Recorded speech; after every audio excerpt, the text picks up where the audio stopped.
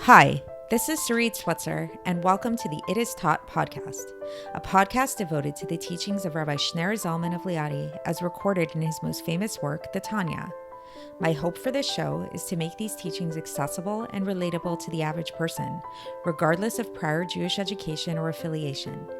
The episodes follow the prescribed daily study portions and are meant to serve as practical lessons in how to live your life as your true self and develop an authentic and powerful relationship with your Creator. I have personally experienced the effects the study of this work has had on me, and I'm excited to share what I can of this knowledge with you. So please join me on this journey of learning, self-growth, and connection with your source.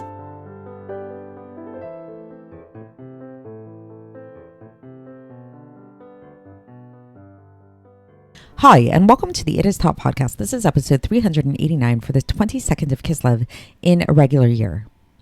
Take a moment and think about the people that you know in your life, and who can you think of that when you think of them, you think to yourself, this person is living the right way. What is it about that person that makes you say that? Is it that they are a nice person? Well, maybe they're nice. Hopefully they're a nice person, but that's not all that there is to it, right? Those of us that are in shidduchim, or, who are in the process of dating, know that when somebody tells you that a person is a nice person, that's kind of just like a catchphrase. It doesn't really mean very much. And sometimes it's almost a cover up for some of the other things about them that might not be the greatest. Like, oh yes, that person. Yeah, they're very nice, Is it that they are a successful person? I mean, maybe they're successful in their business or whatever, but what is it? What is it that makes us think about somebody that this person, that person, they're living the right way. They're doing the right thing. They're doing, is it that they're very religious? Is that what it is? Is it being really super from, is that what it is? So today we're going to explore this topic. We're going to really get into what is the right way to live. How are we meant to live our lives? What mentality should we have? What orientation should we have? And what is the Alter Rebbe's take on all of this? As we'll see, which is the case with many of these entries in the Tanya, today we're actually going to be left with more questions than answers, but that's okay. So it's sort of going to hopefully whet your appetite to learn more. But today we're going to be introduced to a bunch of different terms having to do with goodness, with badness, with categories of people, and what all these things mean. And we're going to kind of lay out the framework through which the Alter Rebbe is going to come to answer this question, to address this question of how we are supposed to live our lives. What does God expect from us out of our lives? And we're actually going to be left with a huge cliffhanger concerning a certain rabbi named Rava, who considered himself to be what we call a Benoni, which can be loosely translated to mean an intermediate person, which meant that he sort of saw himself as not the best, not the worst, somewhere in the middle. And he at the time was a very, very righteous man. So how could it be that someone like him thought of himself as being this sort of in this intermediate kind of space? And what does that say for the rest of us? What does this mean? What does this category mean? So there's going to be a good amount of source material in today's episode, so bear with it, and I'll try to present this as clearly as possible. And the Alter Rebbe is going to bring up different sources that refer to these different categories of people: a righteous person, a tzaddik, and a rasha, a wicked person. And then there's this third category of a Benoni, an intermediate person. And looking at this source material, it seems some of them seem kind of contradictory, and it's kind of, there's a good amount of confusion as to what the definition of these terms are. And so the Alter Rebbe is going to try to sort through it all, but today he's going to just kind of lay out the framework of what these sources say. So he begins by bringing up a citation from the Gemara, from Masechet Nida, on page 30b, which is at the end of chapter 3 of Masechet Nida, where we learn that an oath is given to all of us Jews, before we're born. And this oath says, "Be righteous, do not be wicked. And even if the whole world tells you that you're righteous, you should always see yourself as wicked." So first of all, that itself is kind of strange and might make you go huh? So on the one hand, this oath is telling us that we should be righteous. We should be a tzaddik. and not be a Russia.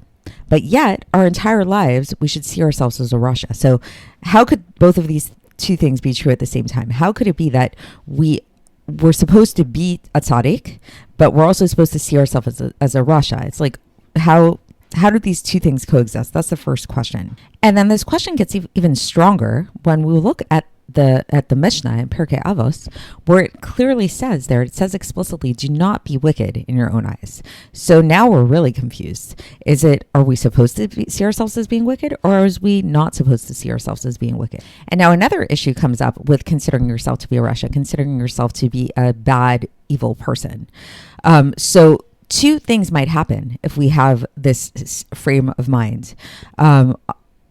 On the one hand, this could lead us to feeling depressed, feeling really down and out about ourselves, which is not good, especially because we know that we're supposed to serve God with joy. And that's a very big basic principle in Judaism, is to serve God with joy.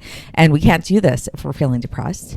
And on the other hand, if it doesn't make us depressed, this is also a problem, because if you think of yourself as a horrible person, if you think like, yeah, I'm just a bad person, but whatever, and it's like, I'm not going to let it get me down. That's not very good either. That's like that could lead to frivolity. It could lead to kind of like, like, who cares what I do because I'm just a bad person anyways. You can think about this practically. Like, think about, children sometimes that are told over and over by parents or by teachers that they're bad, like bad boy, which we know now with the modern psychology, that's not a good thing to do, that you shouldn't praise kids, say good boy, good girl, or bad boy, bad girl, but actually you should praise their actions or tell them that their actions aren't good. But if you did have a child that was told constantly that they're just bad, that they're bad, then they start to embody this. They start to really internalize this idea. And this can lead to two things, right? Either it's going to make them really depressed and it make them really low and down and like just feel like despondent and kind of get into this state of learned helplessness, as they call it in psychology, that there's just no hope of them getting any better. Or they can kind of embrace it and be like, yeah, I'm a bad boy, I'm a bad girl, I'm going to just do whatever I want and nobody's going to stop me because this is who I am and this is my identity. And we know that both of those things are bad, right? So if this is true, so how could it be that the Gemara is telling us that we should be considering ourselves to be a Rasha, that we should think of ourselves as this bad, wicked person? Like, what is the Gemara talking about? Especially because the Gemara at the same time says that we have to be a tzaddik. Okay, so to understand all of this, the Alter Rebbe shows us that in the Gemara, there's actually 5 categories of people that are outlined in the Gemara.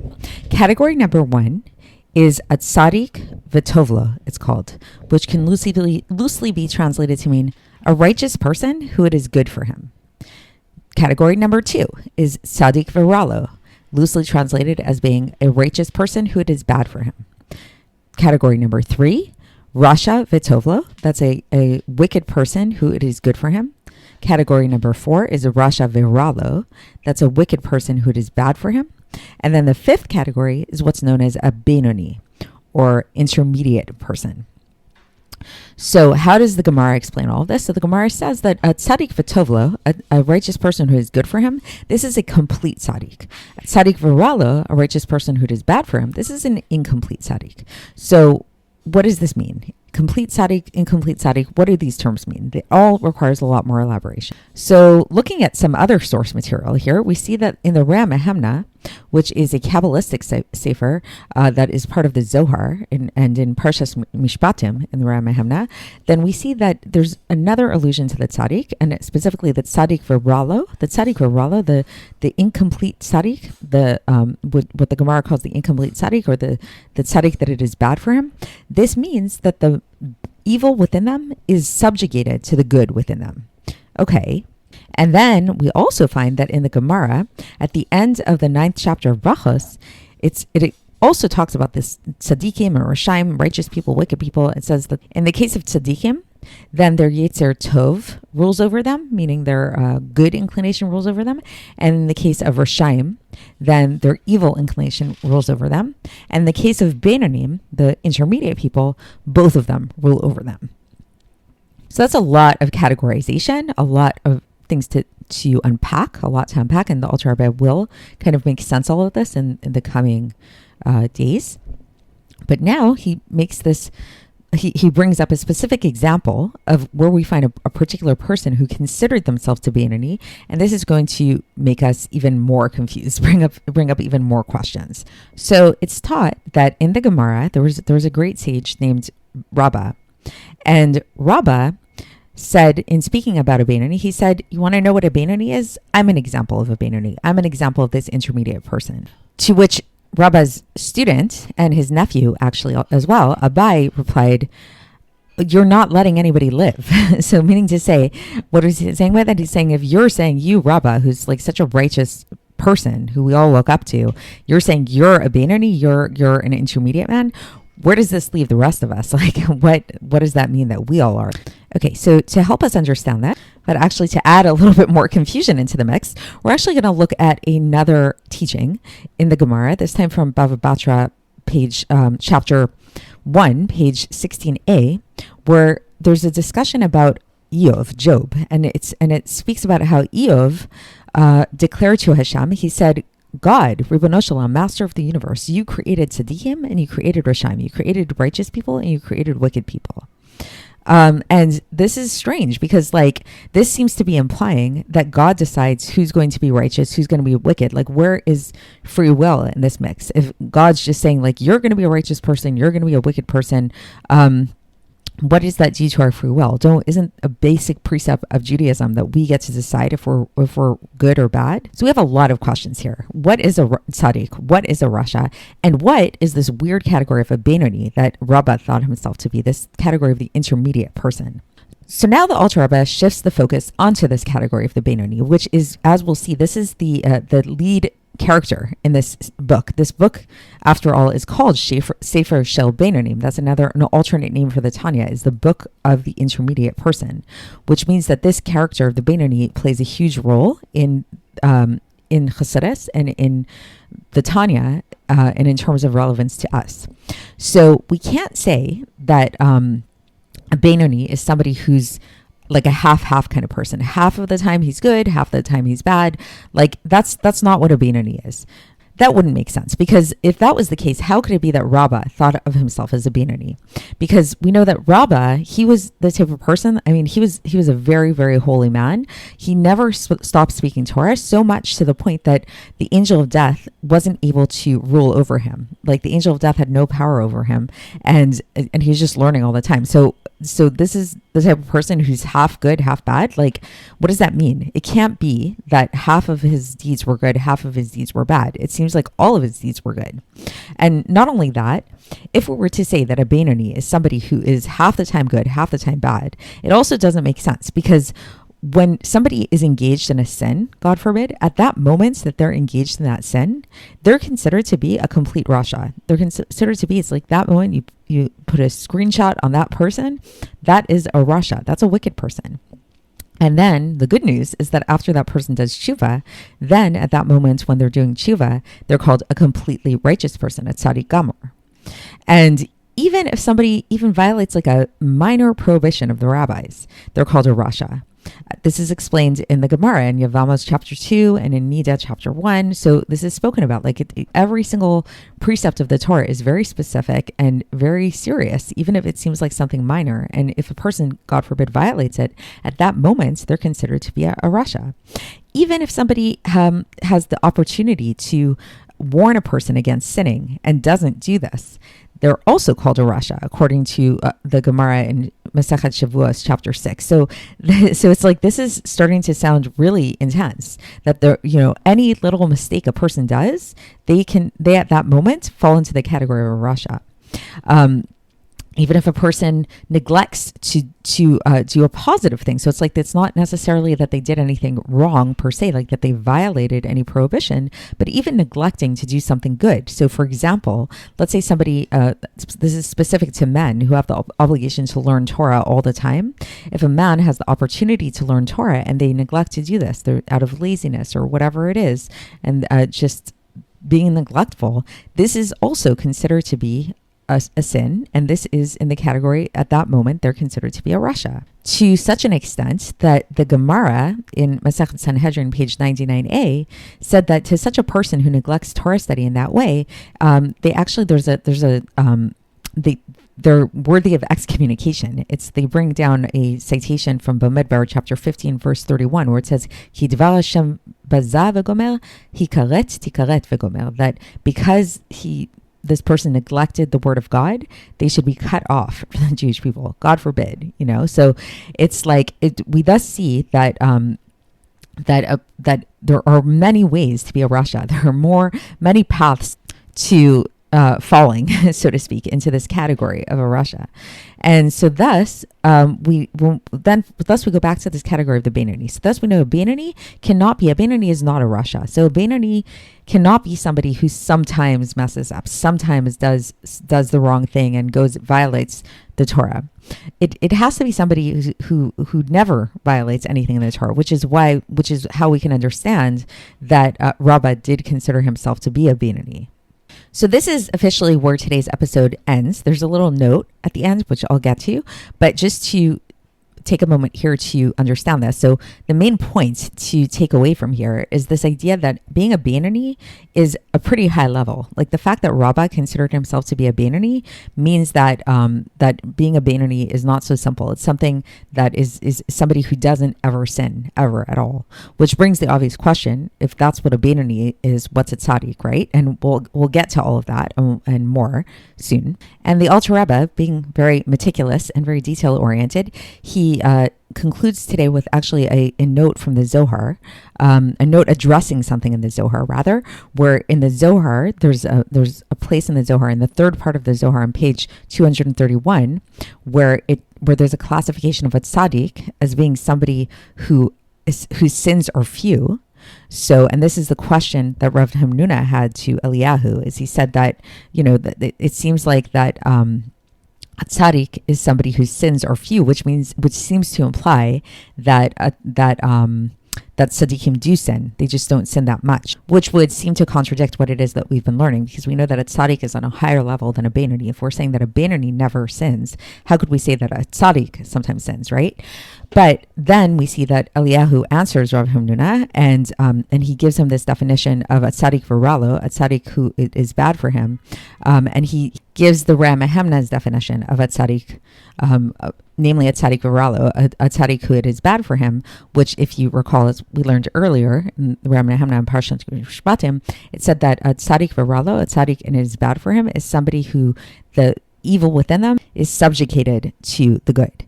And the Torah has 70 faces to it. That's how the Alter Rebbe concludes today. So, meaning to say that, as we'll see in Tanya, this is going to come up many times.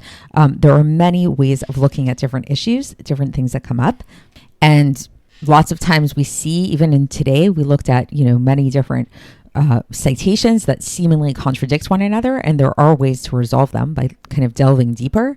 And so they're not actual contradictions, they're all just different faces, different angles of looking at the Torah.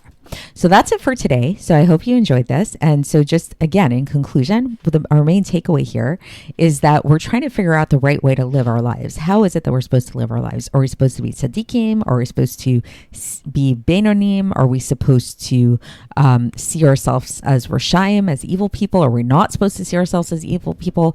What is this all about? And the only conclusion that we did come to is that being a beinoni, which, as a hint in the title of this sefer, of a sefer shel beinoni, is somewhat going to be applicable to us. Being a beinoni is not so simple, and being a beinoni is a pretty high level, if given the fact that Rabbah himself considered himself to be a beinoni, and it seems like he never committed a sin ever in his life.